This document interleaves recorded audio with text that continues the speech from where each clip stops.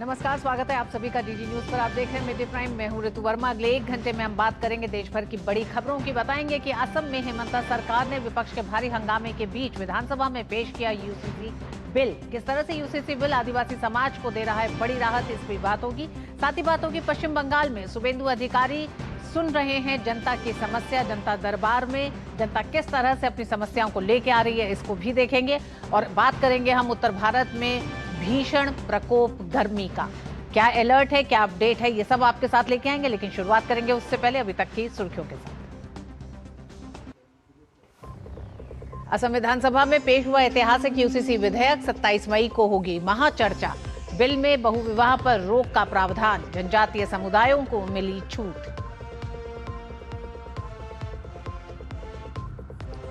तुषार शर्मा मामले में supreme court का बड़ा फैसला। सीबीआई करेगी मामले की जांच। शीर्ष अदालत ने घटना को बताया दुर्भाग्यपूर्ण। कहा जांच एजेंसी पर रखें भरोसा।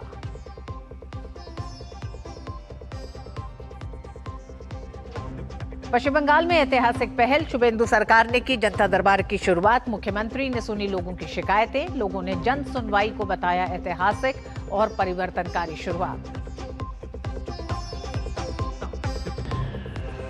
राष्ट्रपति द्रौपदी मुर्मू आज प्रदान करेंगी पद्म पुरस्कार। अपने क्षेत्र में उत्कृष्ट कार्य करने वालों को किया जाएगा सम्मानित।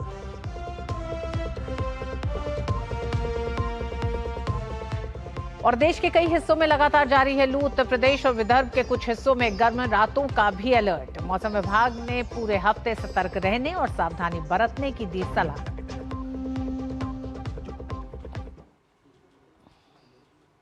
असम विधानसभा में uniform civil code Assam bill 2026 पेश कर दिया गया है। प्रदेश के संसदीय कार्य मंत्री अतुल बोरा ने बिल विधानसभा में पेश किया। बिल में सभी धर्मों के लिए शादी, तलाक और संपत्ति के साथ ही उत्तराधिकारी के समान नियम बनाए गए हैं। बिल में एक से ज्यादा शादी करने पर रोक का प्रावधान है। साथ ही शादी और तलाक का पंजीकरण कराने का भी प्रावधान किया गया है। महिलाओं को पिता की संपत्ति में समान अधिकार देने का भी प्रावधान है। वहीं लिव इन रिलेशनशिप की जानकारी भी प्रशासन को देना जरूरी किया गया है। हालांकि इस बिल से आदिवासी क्षेत्रों और जनजातियों को बाहर रखा गया है और उनके रीति रिवाजों और अनुष्ठानों पर यह बिल लागू नहीं होगा। साथ ही बिल से धार्मिक अनुष्ठानों को भी बाहर रखा गया है। इस बिल पर 27 मई को विधानसभा में चर्चा होगी। असम यूसीसी बिल 2026 को असम में एनडीए के सभी दलों ने समर्थन दिया है। एनडीए विधायकों ने कहा है कि यह बिल प्रदेश में समानता लेकर आएगा। मैं बहुत आभार थैंक्स देना चाहती हूँ माननीय मुख्यमंत्री को। इस बार आज ये ऐतिहासिक दिन आया है, हिस्टोरिकल डे होगा। हम एनडीए विधायक होने के नाते 100% यूसीसी के पक्ष में रहूंगा। हालांकि कांग्रेस असम के इस यूसीसी बिल का विरोध कर रही है। कांग्रेस ने यूसीसी बिल को प्रोपेगेंडा बताकर इसका विरोध किया है।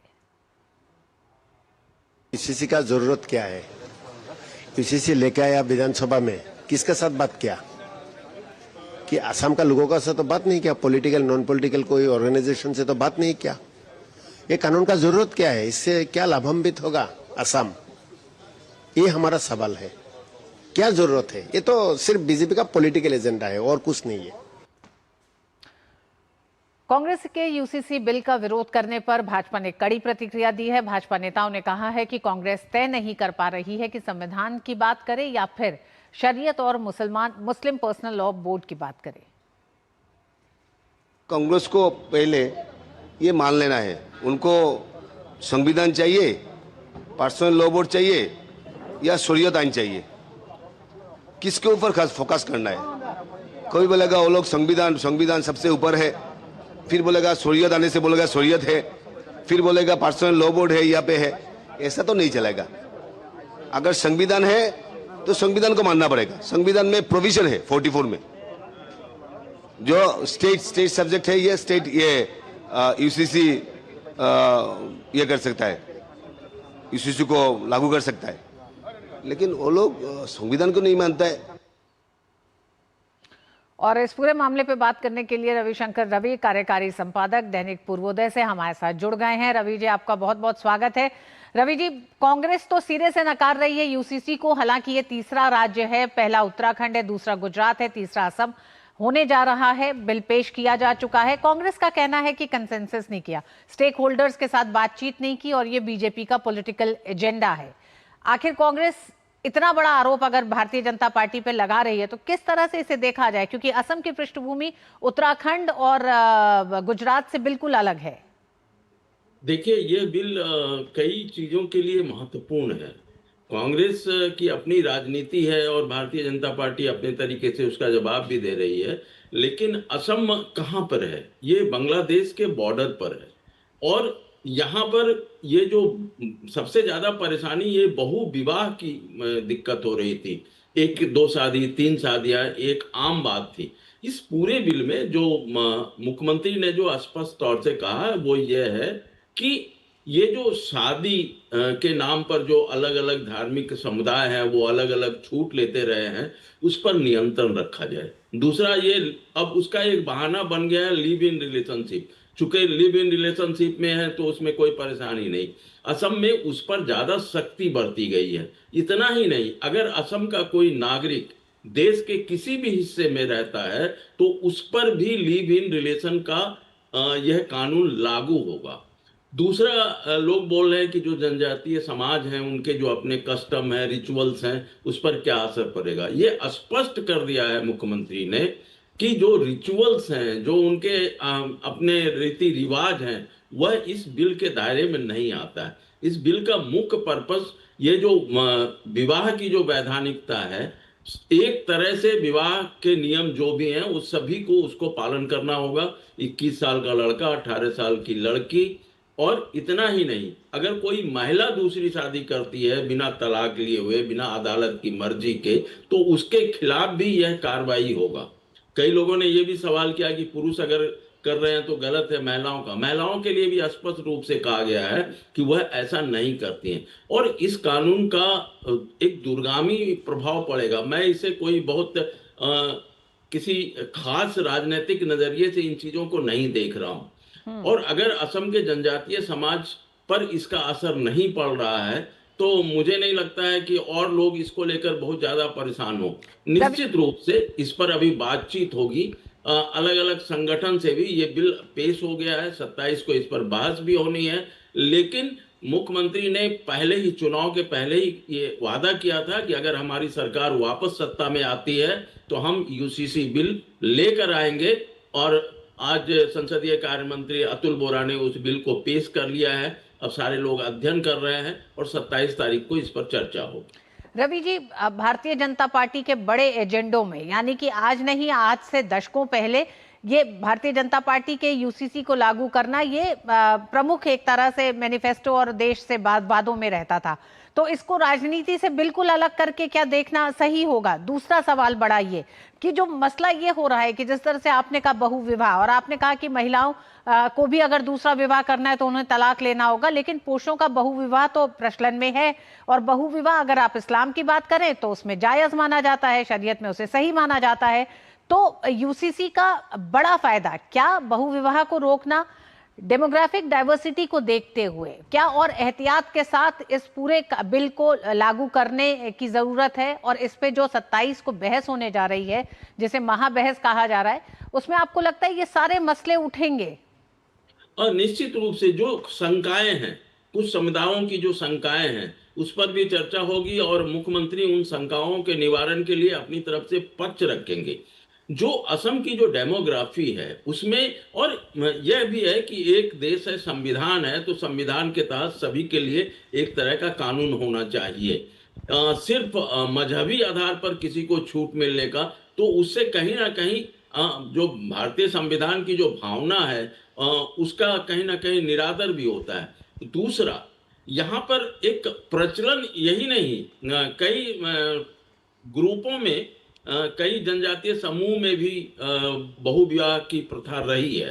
तो यह स्पष्ट किया गया है कि चाहे कोई भी हो, हिंदू हो, मुसलमान हो, सिख हो, ईसाई, चाहे जो भी हो, सभी को इस कानून को मानना होगा और बहु विवाह अब असम में नहीं चलेगा।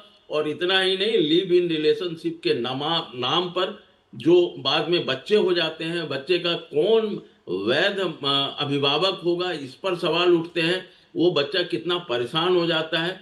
इन सारी चीजों, एक नया डायमेंशन जो इस बिल में रखा गया है वो लिव इन रिलेशनशिप को रखा गया है, क्योंकि आज ये चीज बहुत ही प्रचलित हो गई है। तो उसमें जो संतान होती है, और दूसरा असम के बहुत सारे बच्चे बाहर पढ़ रहे हैं, वो लिव इन रिलेशनशिप में अगर हैं तो उनको इसमें यह भी है कि अपने अभिभावक को बताना होगा अगर वो एडल्ट नहीं है, बालिग नहीं है। तो ये सारी चीजों का समावेश इसमें लगा के अब चर्चा चलेगी। हो सकता है कि अगर चर्चा में कुछ महत्वपूर्ण बात पर सहमति बनती है तो इस बिल में कुछ जोड़ा भी जा सकता है, कुछ संशोधन भी किया जा सकता है। लेकिन आज असम की जरूरत के लिए यह बिल बहुत ही जरूरी है और इससे महिलाओं में ज्यादा खुशी है। जी, महिलाओं की आपने बात की, बिल्कुल रवि जी, महिलाओं के लिए 3 पक्ष बेहद अहम इसमें माने जा रहे हैं। पहला, जो हम ये मान रहे हैं कि शादी की समान उम्र हो। दूसरा, तलाक और निकाह का पंजीकरण होगा। बेटियों को बराबर का हक होगा। संपत्ति में उत्तराधिकारी के तौर पर बराबरी का हक दिया जाएगा।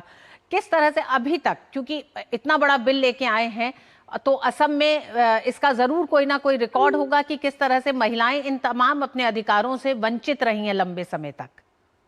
देखिए, ये जो मुझे लगता है कि महिला सशक्तिकरण का जो बात चल रहा है, जो दौर चल रहा है, उसमें यह बहुत ही बड़ा कदम है हेमंत सरकार का।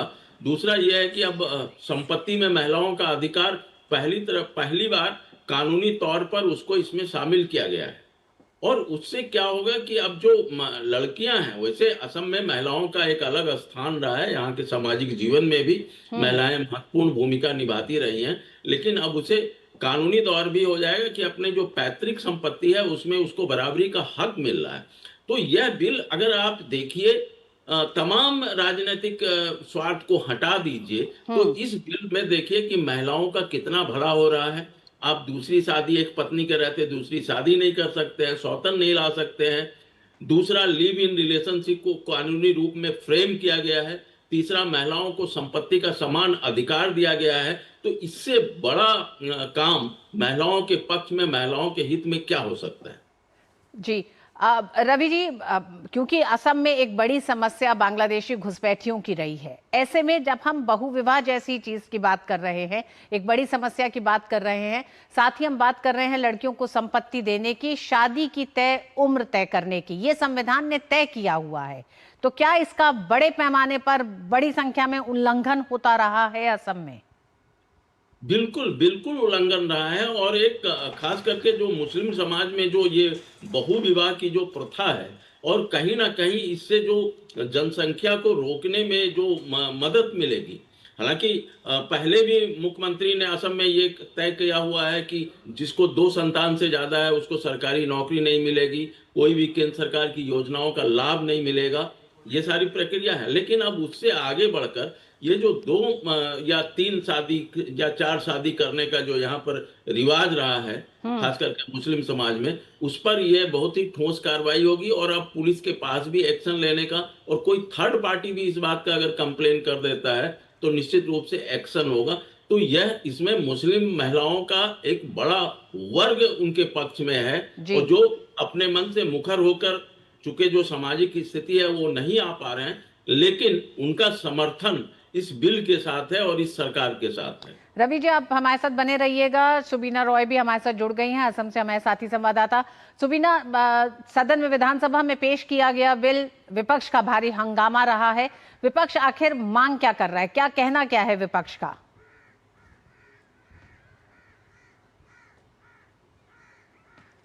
जी बिल्कुल ऋतु, आज जो है तीसरा दिन है असम विधानसभा सदन का जो ये सत्र है, ये खास रहा है क्योंकि ये जो पहला हमारा जो इस बार का विधेयक है, यूसीसी का विधेयक जो है वो टेबल किया गया है। और क्योंकि ये जो है इलेक्शन मैनिफेस्टो का एक पार्ट रहा है बीजेपी का, और इसीलिए जो है सबसे पहला जो बिल है वो यूसीसी के तहत जो है इस बार पेश किया गया है। और ये जब पार्लियामेंट्री अफेयर्स मिनिस्टर अतुल बोरा ने इसको टेबल किया, उसके साथ साथ ही जो है ऑपोजिशन के लीडर्स ने काफी ऑपोजिशन जताया, बहुत ही हल्ला गुल्ला भी रहा। और जो कुछ विधेयक है उन्होंने भी जो है डिमांड किया है कि जो मुस्लिम ऑर्गेनाइजेशंस है, माइनॉरिटी के ऑर्गेनाइजेशंस है, उनके जो साथ है अच्छे से डिस्कशन डेलिबरेशन होके जो है उसके बाद ही जो है ये बिल जो है लाया जाए।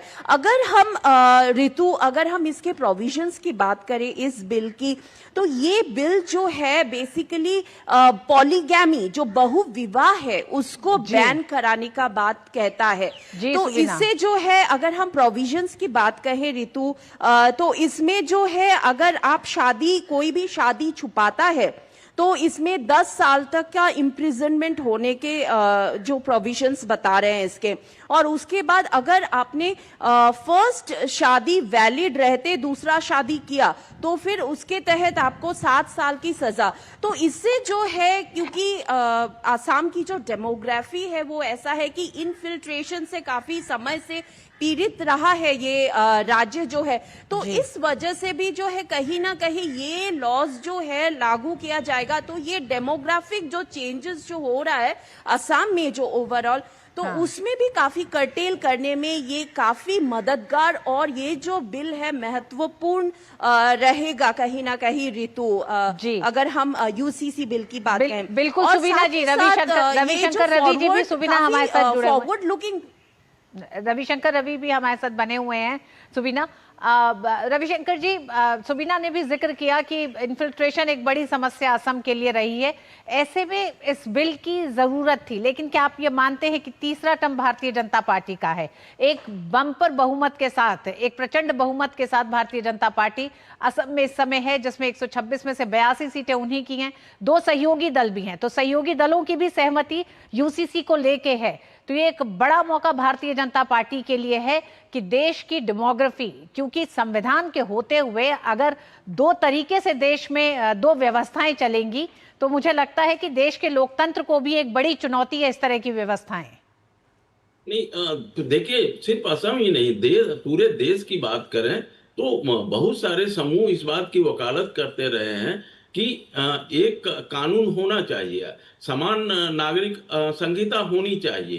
किसी को आप विवाह में नहीं रोक सकते हैं, किसी के लिए एक ही विवाह वैध है, कोई 2 विवाह 3 विवाह कर रहा है, तो इस तरह की चीजों को रोकना जरूरी है। चूंकि केंद्र के स्तर पर चीजें उस प्रक्रिया होंगी, लेकिन असम इस मामले में आगे और असम में इसकी जरूरत थी। अगर आपको यहाँ पर एक खास समुदाय की जनसंख्या को नियंत्रित करना है तो उस दिशा में यह एक बड़ी पहल है, उसे उस नजरिए से भी देखना चाहिए। इस बिल को सांप्रदायिक रंग देना, सांप्रदायिक नजरिए से देना, मुझे लगता है कि ये मूर्खता है। समय की जरूरत है और अगर देश को बचाने की जरूरत है, असम के जो मूल लोग हैं, जो खिलंजिया लोग हैं, उनके स्वाभिमान की रक्षा की बात है, तो उस दिशा में इस बिल को अगर कड़ाई से लागू किया जाता है तो मुझे लगता है कि हम आने वाले दिनों के लिए एक बेहतर भविष्य की ओर देख रहे हैं। ठीक, हेमंत बिस्व शर्मा ने अपने इस चुनाव में इस बिल को लेके आने का वादा किया था असम की जनता से, जिन्होंने पहले कैबिनेट के पहले फैसले में ही इसे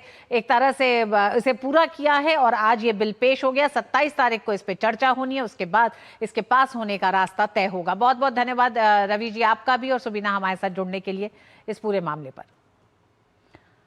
और मिड डे प्राइम में वक्त एक छोटे से ब्रेक का है।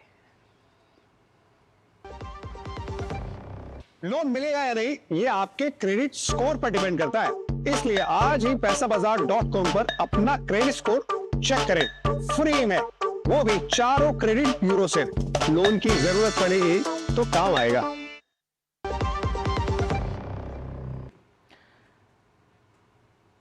पश्चिम बंगाल में नई सरकार बनने के बाद मुख्यमंत्री शुभेंदु अधिकारी ने आम लोगों की समस्याएं सुनने के लिए जनता दरबार की शुरुआत की है। जनता दरबार में अपनी समस्याओं के समाधान के लिए लोगों की भारी भीड़ उमड़ी है।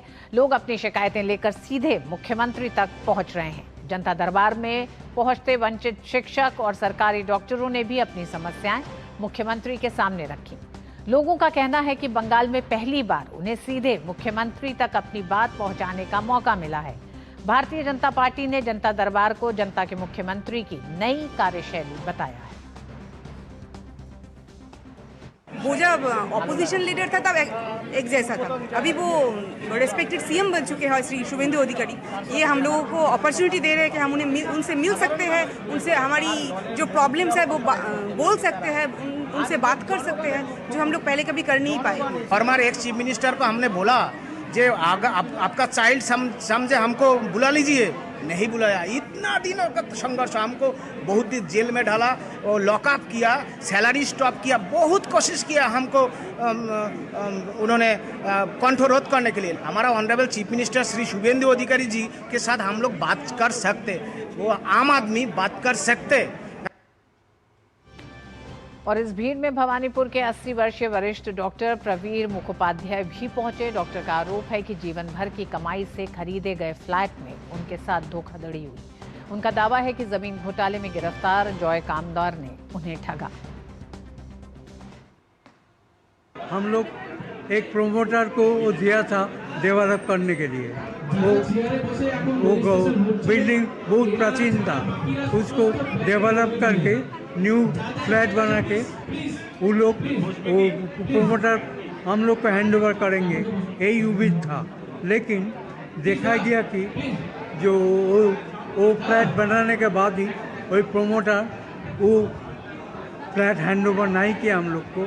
उसका नाम है जॉय कामदार, अभी वो जेल में है। जॉय कामदार वही है प्रोमोटर। पहले हम लोग तो सोचे नहीं थे कि इतना बड़ा वो टीचर है, अभी वो जेल में है।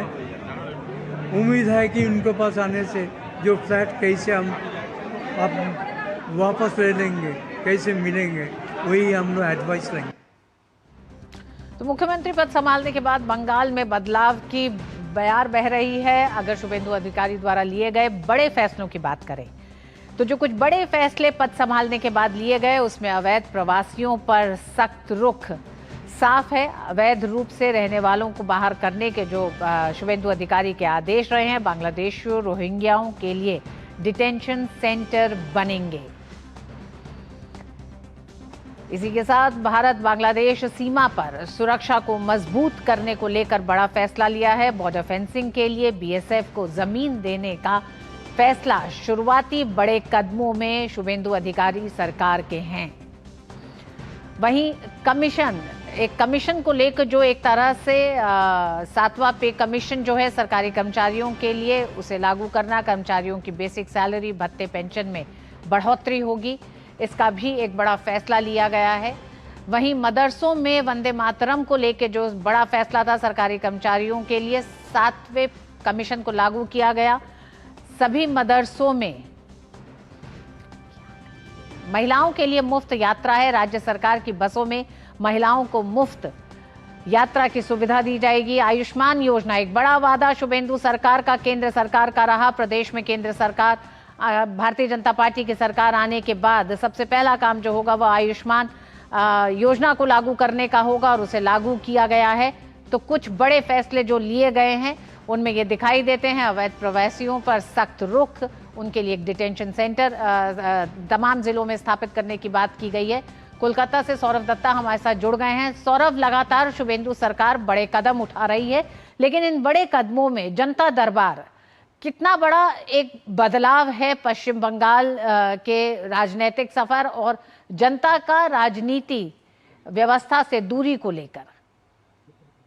देखिए, ये कदम बहुत बड़ी मानी जा रही है। इसलिए बड़ी मानी जा रही है क्योंकि आप जो वहां पे जो बॉर्डर के जो लोग हैं उनका कहना है कि वो 9 साल से भी ज्यादा समय से वो चाहते हैं कि उनकी जो जमीन है वो जमीन के ऊपर जो बारबंदी का काम हो वो बारबंदी का काम हो। और बारबंदी का काम इसलिए वो चाहते हैं क्योंकि बांग्लादेश के साथ जो जगह पर हम गए थे ग्राउंड जीरो पर, उत्तर 24 परगना के कालियानी ग्राम है, और वहां पे कुछ नहीं है, सिर्फ खेत ही खेत।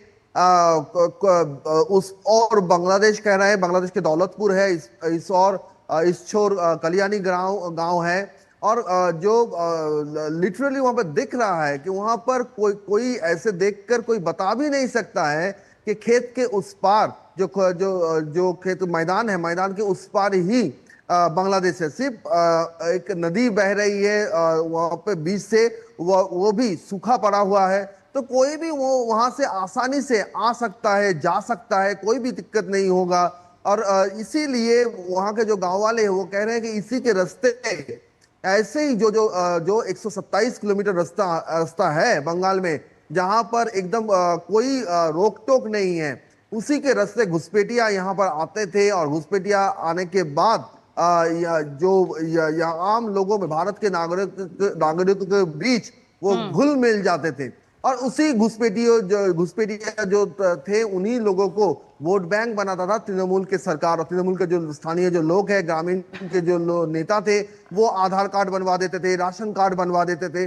और अभी इसी पूरे मामले में अभी सरकार जब आई है, तब जब गांव वालों के पास वो जा रहे हैं, तो गांव वाले तुरंत उनको जमीन दे रहे हैं, कह रहे हैं कि जितना जल्दी हो सके इसमें बारबंदी का काम होना चाहिए। और सरकारी आधिकारिक भी कह रहे हैं कि 10 दिन 15 दिन में वो काम हो जाएगा। बिल्कुल बिल्कुल सौरभ, ये तो बड़े कदमों, बिल्कुल सौरभ, ये एक सबसे बड़ा फैसला, एक तरह से पहला फैसला शुभेंदु सरकार का रहा है। लेकिन जिस तरह से जनता अदालतें, जनता की सुनवाई, समस्याओं की सुनवाई की जा रही है जनता दरबार में, तो हफ्ते में कितने दिन जनता दरबार शुभेंदु अधिकारी लगा रहे हैं? और क्या कलकत्ता से अलग हटते हुए हर जिले में इस तरह की प्रक्रिया की शुरुआत की जाएगी? रितु जी, देखिए, आज दूसरा दिन था जनता की दरबार का। पिछले सोमवार को पहली बार उसको इंट्रोड्यूस किए थे मुख्यमंत्री शुभेंदु अधिकारी जी ने। लेकिन फिर देखा गया तो उस दिन उतना भीड़ नहीं था, पहला दिन था, इंट्रोडक्शन था। लेकिन आज जन सैलाब देखने को मिला सॉल्ट लेक के जो बीजेपी के कार्यालय है उसके बाहर। काफी लोगों की भीड़ थी। लोग 2:30 बजे से 3 बजे से आए हुए हैं कि एक जो उनकी जो समस्याएं हैं वो सीएम को वो बताएंगे। और राज्य के सभी छोर से, सभी प्रांत से लोग आए हुए हैं, चाहे वो शिक्षक हो, वो सरकारी नौकरी के प्रत्याशी हो, वो नर्स हो, वो डॉक्टर्स हो, आम इंसान हो, जो अपने इलाके में टीएमसी के शासनकाल में पीड़ित हैं, जिनका घर बार ले लिया गया है। और उन्हीं में से एक बुजुर्ग, इन पूरे जनता का जो सैलाब बाहर आज देखने को मिला, तो उनमें से एक बुजुर्ग 80 साल की उम्र, जो भवानीपुर कॉन्स्टिट्यूएंसी के बासिंदा है, जिस भवानीपुर से मुख्यमंत्री शुभेंदु अधिकारी ने ममता बनर्जी को हराया है, उसी भवानीपुर के बासिंदा है, डॉक्टर है। और ये 80 साल की बुजुर्ग कह रहे हैं कि उनके जो एक घर था, पुरानी घर था, उन्होंने प्रोमोटर को डेवलप करने के लिए दिया था, लेकिन उनकी घर भी गया, उनको पैसा भी नहीं मिला। और ये प्रोमोटर कौन था रितु जी? ये प्रोमोटर था जय कामदार। कौन जय कामदार? जिस जय कामदार को ईडी ने हिरासत में लिया है, फर्जी दलील, फर्जी जमीन के बनाकर एक के बाद एक ठगी का काम करने के लिए उनको हिरासत में लिया गया है। और ये जय कामदार जैसे लोग किसके बलबूते पर ये 80 साल के जो बुजुर्ग है, डॉक्टर प्रवीण मुखर्जी, इन लोगों के ऊपर अपना जोर आजमाते थे। इनके लिए बुजुर्ग का ही कहना है कि सोना पप्पू जैसे गुंडे जो थे, जो वो भी ईडी के हिरासत में है, उनका डर दिखाया जाता था। और जब वो भवानीपुर के बासिंदा है, ममता बनर्जी वहीं के विधायिका थी, सीएम थी राज्य की, उनके पास पहुंचने की कोशिश किए थे, कालीघाट में जो उनके निवास थे, तो वहां पर थे शांतनु सिन्हा विश्वास, वो भी आज ईडी के हिरासत में। ये शांतनु सिन्हा बिल्कुल, शुभेंदु सरकार का प्रशासन एक्शन मोड में दिखाई देता है। जिस तरह से जनता की समस्याएं सुन के उसके समाधान पर काम करने की शुरुआत हो चुकी है। सौरभ, एक और बड़ी बात कि जिस तरह से बांग्लादेशी घुसपैठियों को, रोहिंग्याओं को, अवैध घुसपैठियों को लगातार कोशिश की जा रही है डिटेक्ट, डिलीट और डिपोर्ट की, इसमें यह कहा गया है कि सीधे बीएसएफ को सौंपे जाएंगे और उन्हें भेजा जाएगा, उनकी किसी तरह की कोई सुनवाई नहीं होगी। क्या इसको लेकर विपक्ष आपत्ति कर रहा है? क्योंकि सवाल लगातार उठ रहे हैं कि उनको मौका नहीं दिया जा रहा। सौरभ, आपको रोकना चाहेंगे, सीधे रुक करेंगे भारतीय जनता पार्टी की प्रेस कॉन्फ्रेंस के लिए। आइए सीधे चलें। गौरव भाटिया इस समय प्रेस कॉन्फ्रेंस को संबोधित कर रहे हैं। जफर भाई, बहुत बहुत धन्यवाद। ये आज की जो प्रेस वार्ता है, बहुत ही अहम प्रेस वार्ता है। और ये प्रेस वार्ता जो कल नेता प्रतिपक्ष राहुल गांधी एक बैठक में जो कहते हैं और उसके बाद बाहर निकलकर एक वक्तव्य देते हैं, उस पर की जा रही है। और ये बड़े दुख की बात है। हम सब जानते हैं कि ये जो समय है ये वैश्विक संकट का भी है। पूरे विश्व में कई देश ऐसे हैं जिनकी अर्थव्यवस्था लचर हो गई है, वो स्वयं व्यवस्था लचर हो गई है, वो स्वयं कमजोर हो गए हैं। और दूसरी तरफ पिछले 85 दिनों में हमने देखा है कि आदरणीय प्रधानमंत्री श्री नरेंद्र मोदी जी के नेतृत्व में भारत कैसे मजबूती से इस वैश्विक चुनौती का सामना कर रहा है। हमारी अर्थव्यवस्था मजबूत है। प्रधानमंत्री जी ने अपील करी और 140 करोड़ भारतीय वो खड़े हो गए देश प्रेम में, कंधे से कंधा मिलाकर। ये चुनौती है क्या? इस चुनौती को हम परास्त करेंगे और भारत और मजबूत होके निखर के निकलेगा। लेकिन आप सबको ज्ञात होगा कि एक टूल किट मॉडल विध्वंसक, अराजक, अपरिपक्व, मूर्ख, वो राहुल गांधी की उपज है। और कल इसी तरह से एक नई टूल किट बाया फूल किड, एक नई टूल किट बाया फूल किड सामने आई। क्या कह रहे हैं? कहते हैं कि ये जो सरकार है जो मजबूती से देश की जनता की सेवा कर रही है, वो 1 साल में गिर जाएगी। तो मैं सबसे पहले एक बात कहूंगा, भस्मासुर राहुल गांधी, हमें नहीं पता था कि भस्मासुर अब एक ज्योतिष भी बन जाएंगे। वो एक दुग्गल साहब का कैरेक्टर होता था, वो रोज सुबह उठता था, उसको कुछ नया चाहिए होता था। तो ये जो नकली गैंडी हैं, ये भारतीय राजनीति के भस्मासुर तो है ही, हम सब जानते हैं, लेकिन अब ये ज्योतिष भी बन गए हैं। सबसे पहले तो मैं बड़ी स्पष्टता से एक बात कहूंगा, अगर तुम्हारा मकसद राहुल गांधी अराजकता फैलाना है तो हमारा भी संकल्प है भारत को और मजबूत बनाना है। एड़ी चोटी का जोर तुम भी लगा लो, और हमने भी ठानी है कि भारत को आगे लेके जाना है। ये जो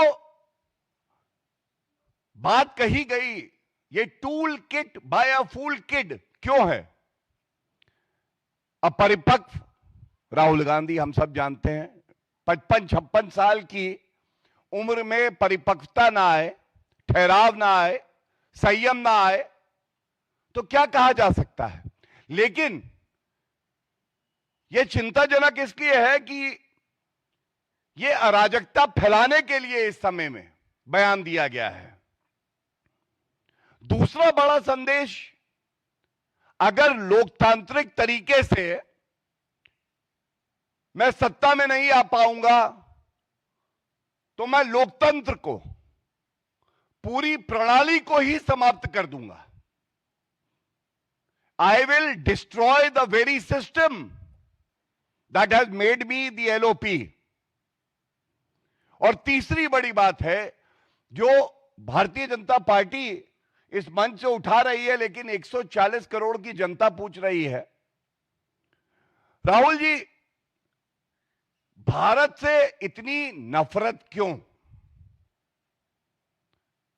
विदेशी धरती पे जाते हैं तो लोकतंत्र खत्म हो गया है भारत में, कहते हैं। देश के प्रधानमंत्री को, भारत के प्रधानमंत्री को गद्दार बुला देते हैं। यह नफरत क्यों? क्या विपक्ष में रह के नेता प्रतिपक्ष देश की सेवा नहीं कर सकते हैं? यह एक बड़ा सवाल है। और जब देश को हर नागरिक की जरूरत है तो क्या राहुल गांधी आप अपने नागरिक होने के कर्तव्यों का निर्वहन नहीं कर सकते हैं। अच्छा, सिटीजनशिप, अच्छा एक और सिटीजनशिप भी है, वो भी मामला चल रहा है। हो सकता है कि चीन का जो एमओयू किया था उसकी मजबूरियां हो। बड़ी स्पष्टता से एक बात कहेंगे, ये मुद्दे इसलिए उठाए जा रहे हैं क्योंकि दुख होता है कि नेता प्रतिपक्ष केवल भारत को कमजोर करने का कार्य करता है और जनता के लिए, जो जनता जानती है, यह सरकार स्थिर भी है, मजबूत भी है और अंगद के पांव की तरह है। 100 राहुल गांधी भी आ जाए तो हिला नहीं पाएंगे, ये बात जान लीजिए आप। गिरने की बात कर रहे थे राहुल गांधी जी, गिरे तो आप हैं लोगों की नजरों में, और अभी और गिरना बाकी है। राहुल गांधी अभी और गिरेंगे लोगों की नजरों में। आपने भविष्यवाणी करी तो जो जनता से हम लोगों को फीडबैक आता है, हम भी कुछ कह देते हैं। अभी बहुत जल्दी 1 साल के अंदर अंदर कांग्रेस भी 2 फाड़ होगी, कांग्रेस भी टूटेगी और नकली गैंडी का गुरूर भी टूटेगा, पहली बात। दूसरा, जो कांग्रेस के नेता है वो भी सहमत नहीं है कि नेता प्रतिपक्ष इस तरह के भारत विरोधी अराजक बयान दे। और देखिएगा, इस नकली गांधी परिवार के खिलाफ कांग्रेस में ही विद्रोह होगा, यह भी जान लीजिए। और तीसरी बड़ी बात, जिसको देश की मिट्टी से मोहब्बत होती है वो अपने देश में रह के हर चुनौती का सामना करता है, लेकिन जिसकी रगों में ही देश विरोध हो, जब कांग्रेस पार्टी के अंदर नकली गांधी परिवार का विरोध होगा तो ये विदेशी धरती पर होंगे और भाग जाएंगे भारत छोड़कर। ये बात बिल्कुल स्पष्टता से मैं बता दूंगा। मैं ये जरूर बात कहना चाहता हूं, इसी से जुड़ी हम देख रहे हैं किस तरह से राहुल गांधी का भी एक आज एक्सपोस्ट आया और खड़गे जी का भी एक एक्सपोस्ट आया। वैश्विक चुनौती में चाहे सत्ताधारी पार्टी हो, चाहे कोई नेता हो विपक्षी पार्टी से हो, देश के साथ तो खड़े हो सकते हैं कि नहीं हो सकते। खड़गे जी जो बात कह रहे हैं, खड़गे जी ने आज बोला ये जो तेल की कीमतें बढ़ाई जा रही हैं, और उन्होंने कुछ आंकड़े दिए। तो सबसे पहले तो आज राहुल गांधी और खड़गे जी को उत्तर देना चाहिए। राहुल गांधी जी, इस वैश्विक संकट में मैं आपको एक आंकड़ा देता हूं, महंगाई पूरे विश्व में बाकी देशों में कहां है और भारत कहां खड़ा है मजबूती से। मलेशिया में 56% महंगाई, पाकिस्तान भिखमंगा देश है, उसका नाम नहीं लूंगा, उससे कोई तुलना भी नहीं है भारत की। यूएई 52% महंगाई बढ़ी है, ये पिछले 80 दिन का आंकड़ा दे रहा हूं। अमेरिका में 45%, फिलीपींस में 41%, श्रीलंका में 38%, कनाडा में 32%, चीन में 22% और भारत में 4%। ये पहला जो आंकड़ा दिया है, पहला आंकड़ा राहुल गांधी, ये आपके लिए है, ये बताने के लिए हमारी भारत माता को कोसो मत, बहुत मजबूती से खड़े हैं। and with or without you, with or without Rahul Gandhi, the nation will progress further. We have the might and the support of 1.4 billion Indians. दूसरा, तेल की कीमतों की बात कर रहे हैं, तो मैं ये भी आंकड़ा देना चाहता हूं कि पिछले 80 दिनों में तेल की कीमतें बाकी देशों में कहां आ गई हैं।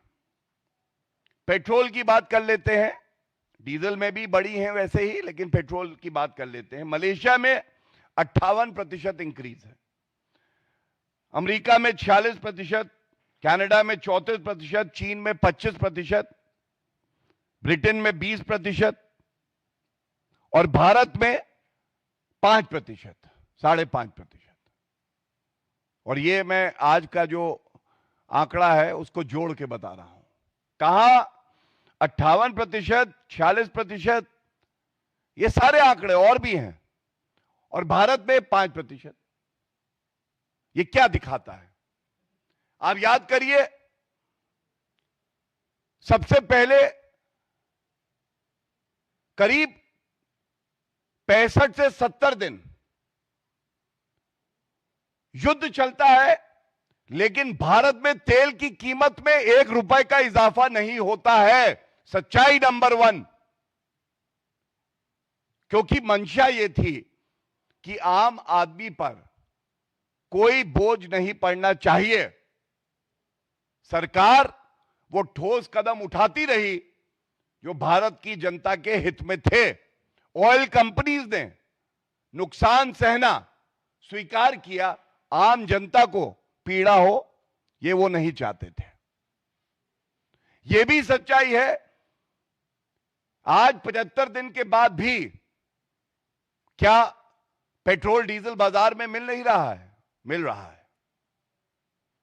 गैस, पूरे विश्व में संकट है, लेकिन भारत में गैस, डोमेस्टिक गैस खासकर हमारी प्राथमिकता है और उपलब्ध है। यह बात राहुल गांधी और खड़गे जी को क्या दिखाई नहीं देती है? दिखनी चाहिए। नफरत में अंधे होना सही बात नहीं है। और अब जो मैं कहने जा रहा हूं इस पे जरूर ध्यान आपका आकर्षित करूंगा, और यह बात उठनी चाहिए। देखिए, कांग्रेस का चरित्र यह है, जब युद्ध की शुरुआत हुई तो एक जिम्मेदार विपक्षी पार्टी को चाहिए जो अपील प्रधानमंत्री श्री नरेंद्र मोदी जी ने देशवासियों से करी उसका स्वागत करे और कहें कि हम भी करेंगे पालन, ये देश हित में है। राजनीति के लिए और विषय मिल जाएंगे, लेकिन नहीं। एक तस्वीर आई कांग्रेस के वेरीफाइड हैंडल से, गैस खत्म होने जा रही है, जल्दी से ले लो, कतार लग गई हैं। जब हमने ये मुद्दा उठाया तो ये ट्वीट डिलीट हो गया, और ये तस्वीर थी कांग्रेस की सरकार की। पहला सवाल, ये फरेब, ये धोखा क्यों? यही तो टूल किट होती है, इसी का तो जिक्र हम कर रहे हैं, ये टूल किट है। दूसरा, स्ट्रेट ऑफ हॉर्मुज, जब वहां से जहाज बहुत कम देशों के अपने गंतव्य स्थान पे पहुंच पा रहे थे और भारत के 2 जहाज वहां से निकल गए और भारत की तरफ आ रहे थे, तो पवन खेड़ा पेड़ा वही वाले, हाँ सही, वो लिखते हैं कि ये जो 2 जहाज हैं ये भारत नहीं आएंगे, भारत नहीं आएंगे, लेकिन ये जहाज तो भारत आ गए। तो ये झूठा प्रचार क्यों? जॉर्ज सोरोस बता रहा था या इलान ओमर बता रही थी कि ये जहाज भारत नहीं आएंगे? ये दूसरा झूठ, ये ट्वीट भी डिलीट कर दिया गया। लेकिन झूठ बोला क्यों गया? तो झूठ नंबर 1, झूठ नंबर 2 और तीसरा जो दुष्प्रचार किया जा रहा है, पिछले 4 महीने से हम देख रहे हैं भारत रूस से कच्चे तेल का आयात नहीं कर रहा, दबाव में है। तो डंके की चोट पे एक बात कहते हैं, ये नरेंद्र मोदी जी हैं, जो देश हित में होगा वही निर्णय लिया जाएगा और किसी के दबाव में हम काम नहीं करते हैं। और आंकड़े ये कहते हैं एनडीए की इस सरकार में, खासकर पिछले 4-5 सालों में, जो कच्चे तेल का आयात हुआ है ये 30 से 36% तक हुआ है रूस से, 30 से 36%। एक मिनट, एक्सक्यूज मी प्लीज, कौन बात कर रहा है फोन पे? 30 से 36% आयात हो रहा है रूस से कच्चे तेल का, और यूपीए के समय में यह 1% था। दूसरा, 2026 में सबसे ज्यादा आयात अगर कच्चे तेल का हुआ है किसी भी देश से तो वो रूस से हुआ है। तीसरी बात, 20 से 25 बिलियन यूएस डॉलर हमारे देश के बचे हैं जो रूस से कच्चे तेल का आयात हुआ है। चौथी बात, जब रूस से कच्चे तेल के आयात का निर्णय लिया गया था तो किसने विरोध किया था? इसी राहुल गांधी ने किया था, इसी कांग्रेस पार्टी ने किया था। इन तथ्यों पे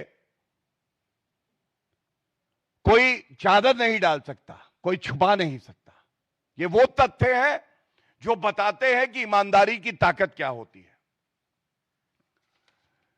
इसके साथ ही दूसरा भाग है इसी प्रेस वार्ता का, यह भी बड़ा अहम है। मोहब्बत की दुकान में केवल सांप्रदायिक सामान, यही है कांग्रेस की पहचान। एक बैठक होती है अल्पसंख्यक सलाहकार समिति। इस बैठक में राहुल गांधी, नाम अल्पसंख्यक है समिति का, लेकिन बात केवल और केवल मुस्लिम समाज की करते हैं। वो कहते हैं अगर कोई मुद्दा आए अल्पसंख्यकों से जुड़ा तो अल्पसंख्यक शब्द का इस्तेमाल मत करो, बोलो मुसलमानों पे अत्याचार हो रहा है। फिर से अराजकता फैलाने की कोशिश, यह भी एक टूल किट है। और अगर आप याद करें, खड़गे जी ने कुछ सप्ताह पहले क्या कहा था? मेरे मुसलमान भाइयों, अगर नमाज भी पढ़ रहे हो तो नमाज छोड़ो, कुरान ये कहती है, हमारी पाक कुरान क्या कहती है सुनिए, कि नमाज छोड़ो, सांप दिखे तो मारो, सांप है बीजेपी आरएसएस, इन्हें मारो। आज राहुल गांधी उसे आगे बढ़ा के कहते हैं अब अल्पसंख्यकों का जो चोला ओढ़े रहते थे वो अब नहीं है, अब सीधा मुस्लिम बोलो। ये हताशा, ये निराशा, घबराए हुए राहुल गांधी अब ये बात कह रहे हैं। और इसी पे कांग्रेसी क्या कह रहे हैं वो भी बता दूं। राशिद अलवी कहते हैं कर्नाटका में तो हमारी सरकार है, मतलब कांग्रेस की सरकार है, वहां मुसलमानों के 400 परिवार ऐसे हैं जिनके घर गिरा दिए गए, तो फिर ये ढोंग क्यों किया जा रहा है?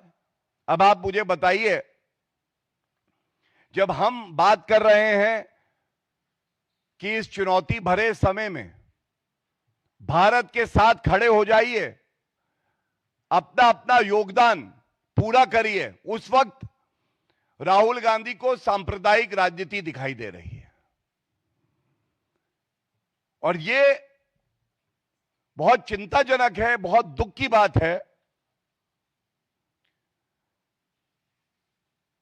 चुनाव हारने के बाद राहुल गांधी ऐसा बिदक जाते हैं, वो भूल जाते हैं कि एक नेता प्रतिपक्ष की क्या मर्यादा होनी चाहिए। वो अपनी संविधान की जो शपथ ली है उसे भी भूल जाते हैं।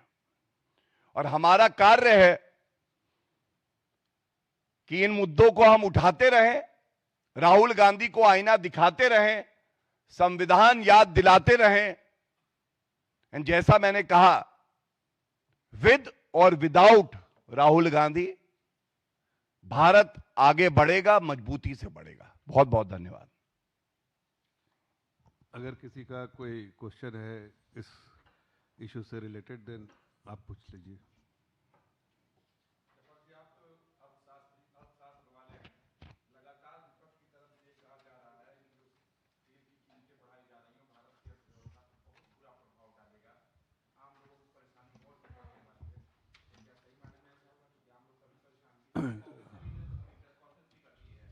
देखिए, पिछले 80-85 दिनों से अगर कांग्रेस की प्रेस वार्ता देखिए या उनके बड़े लीडर्स का बयान देखिए, तो उन्होंने कहा है कि हमारी फॉरेन पॉलिसी खराब है, इसलिए कि तेल के दाम बढ़ गए हैं। हम तेल यहाँ पर हमें तकलीफ होने वाली है इसलिए कि हमारी फॉरेन पॉलिसी खराब है। तो जिस कंट्री में अभी गौरव भाटिया जी ने नाम लिया कई कंट्रीज़ का, जहाँ पर तेल के दाम बढ़े हैं पिछले 85 दिन में 21% से लेके 99% तक दाम बढ़ाए गए उन कंट्रीज में। मोदी सरकार पर राहुल गांधी के बयान के बाद भारतीय जनता पार्टी की ये प्रेस कॉन्फ्रेंस थी, जिसमें गौरव भाटिया ने बहुत साफ कहा है कि राहुल गांधी का जो बयान है उसे सिर्फ बयान के तौर पर नहीं देखा जा सकता है, बल्कि देश को अस्थिर करने की वो जो ताकतें हैं, वो जो टूल किट गैंग है जो देश को अस्थिर करना चाहता है, उनके द्वारा रची जा रही एक साजिश का संकेत है। साथ ही गौरव भाटिया ने यह भी कहा कि राहुल गांधी के नेतृत्व को लेकर और इस तरह की टिप्पणियों को लेकर कांग्रेस के भीतर भी बहुत ज्यादा विरोध है और आने वाले समय में कांग्रेस दो फाड़ हो सकती है। ये उनके उस जवाब के तौर पर दिया गया है जो राहुल गांधी ने बयान दिया। इसी के साथ गौरव भाटिया ने यह भी कहा कि पिछले 80 दिन से दुनिया में जिस तरह का आर्थिक चुनौतियां हैं, इन चुनौतियों के बीच में भारत स्थिर होकर अपनी अर्थव्यवस्था की ताकत के साथ डटा हुआ है। इसको लेकर जो राहुल गांधी लगातार आलोचना कर रहे हैं, ये देश को अस्थिर करने की, देश में अराजकता फैलाने की एक साजिश, एक कोशिश है कांग्रेस की। उधर ये बात करते हैं, मौसम विभाग ने देश के कई राज्यों के लिए भीषण हीटवेव का रेड और ऑरेंज अलर्ट जारी किया है। उत्तर और मध्य भारत के बड़े हिस्से लगातार बढ़ते तापमान की चपेट में हैं, जिससे लोगों की मुश्किलें बढ़ गई हैं। महाराष्ट्र के ब्रह्मपुरी में देश का सबसे अधिक तापमान 47.2 डिग्री सेल्सियस दर्ज किया गया।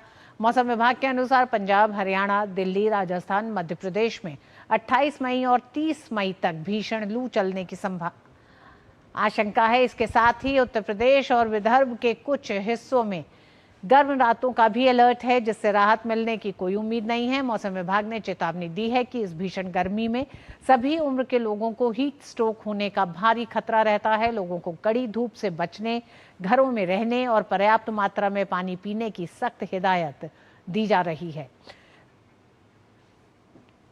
और देश के कई इलाकों में इस वक्त लू का असर देखने को मिल रहा है। इसी बीच नेशनल हेल्थ मिशन ने यात्रा को सुरक्षित बनाने के लिए क्या करें और क्या ना करें की लिस्ट जारी की है। मौजूदा मौसम में अगर आपको बाहर निकलना है तो इस समय देश के कई हिस्सों में लू का प्रकोप है। ऐसे में कई राज्यों में ऑरेंज और रेड अलर्ट जारी किया गया है, जो बताता है कि बाहर निकलते समय आपको अपनी सेहत का ध्यान रखना है। नेशनल हेल्थ मिशन ने लू से बचाव के कई सुझाव दिए हैं जो लोगों को बाहर निकलते हुए ध्यान रखने की ज़रूरत है। अगले कुछ दिन बेहद चुनौतीपूर्ण बने रहेंगे भीषण लू के चलते। इस गर्मी के मौसम में सफ़र में जो एक तरह से आपको सावधानी बरतनी है, उसमें घर से हल्का नाश्ता करके ही निकलें। खाली पेट कभी भी यात्रा पर न निकलें। ये तमाम सावधानियां बरतना बेहद ज़रूरी है। छोटे घूंट लेकर पानी लगातार पीते रहें। भारी तला भुना इस तमाम सामग्रियों का एक तरह से इस समय इस्तेमाल ना करें। थकान होने पर तुरंत रुककर आराम करें। दोपहर 12 से 3 बजे तक निकलना जितना आप अवॉइड कर सकते हैं उतना करें। रुकने के लिए छायादार और ठंडी जगह पर रुकें। खाली पेट कभी भी यात्रा न निकलें, ये लगातार इस तरह की हिदायतें दी जा रही हैं। घर से हल्का नाश्ता करके ही निकलें। किसी भी तरह से अगर घबराहट होती है तो पानी ज़रूर पीते रहें, छोटे घूंट लेकर ही पानी लगातार पिएं। तला भुना बाहर का खाना इस समय परहेज करें। और आइए अंतर्राष्ट्रीय राजनीति पर भी बात करते हैं। अमेरिकी राष्ट्रपति डोनाल्ड ट्रंप ने कहा है कि वॉशिंगटन और तेहरान ने लगभग 3 महीने से जारी युद्ध को समाप्त करने के लिए एक शांति समझौते पर बातचीत काफी हद तक पूरी कर ली है। हालांकि ट्रंप ने कहा है कि उन्होंने वार्ताकारों को समझौते की दिशा में जल्दबाजी नहीं करने का निर्देश दिया है, क्योंकि दोनों ही पक्षों को उचित समय लेना चाहिए और इसे सही तरीके से समझौते पर पहुंचना चाहिए। ट्रंप ने ट्रुथ सोशल पर एक पोस्ट में कहा कि अमेरिका और ईरान के बीच बातचीत व्यवस्थित एवं रचनात्मक तरीके से आगे बढ़ रही है, लेकिन उन्होंने वार्ताकारों को समझौते की दिशा में जल्दबाजी नहीं करने का भी निर्देश दिया है, क्योंकि समय हमारे यानी अमेरिका के पक्ष में है। उन्होंने कहा कि हॉर्मुज में जहाज़ों की अमेरिकी नाकाबंदी तब तक पूरी तरह से जारी रहेगी जब तक कि किसी समझौते पर सहमति नहीं बन जाती और उस पर हस्ताक्षर नहीं हो जाते। ट्रंप ने यह भी कहा कि दोनों पक्षों को उचित समय लेना चाहिए और इसे समझौता सही तरीके से करना चाहिए, कोई गलती नहीं होनी चाहिए। उन्होंने ईरान को अब्राहम समझौते में शामिल होने के लिए आमंत्रित भी किया, जो इजराइल और अरब देशों के बीच राजनयिक, आर्थिक एवं सुरक्षा संबंध स्थापित करने से संबंधित है। वहीं ईरान ने कहा है कि अगर अमेरिका के साथ होने वाले किसी समझौते में ईरान की मुख्य मांगें शामिल नहीं होती हैं तो वो समझौता ईरानी जनता की जीत को हार में बदल देगा। ईरान के सांसद महमूद नवाविन ने सोशल मीडिया प्लेटफॉर्म एक्स पर लिखा है कि समझौते में कई अहम शर्तें शामिल होनी चाहिए। उन्होंने कहा कि इसमें हॉर्मुज स्ट्रेट पर ईरान की संप्रभुता, युद्ध हर्जाना, सभी प्रतिबंधों को हटाना, टोल वसूली का अधिकार ईरान को मिलना चाहिए, विदेशों में फंसी ईरानी रकम की रिहाई होनी चाहिए। तो ये तमाम वो शर्तें हैं जो ईरान की तरफ से लगाई गई हैं इस समझौते में। क्षेत्र से अमेरिकी वापसी, यूरेनियम संवर्धन के अधिकार को स्वीकार करना और ईरान की तरफ से माफी मांगी गई सुरक्षा गारंटी शामिल है।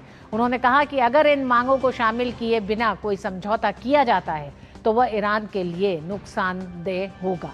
यानी कि अभी बातचीत समझौते पर हो रही है, लेकिन शर्तें भीषण हैं जो दिखाई देती हैं, क्योंकि लगातार इन्हीं शर्तों को लेकर अमेरिका का विरोध है। तो इस बुलेटिन मिड डे प्राइम में आज बस इतना ही। मुझे दीजिए अनुमति, खबरें जारी रहेंगी। देखते रहिए DG न्यूज़।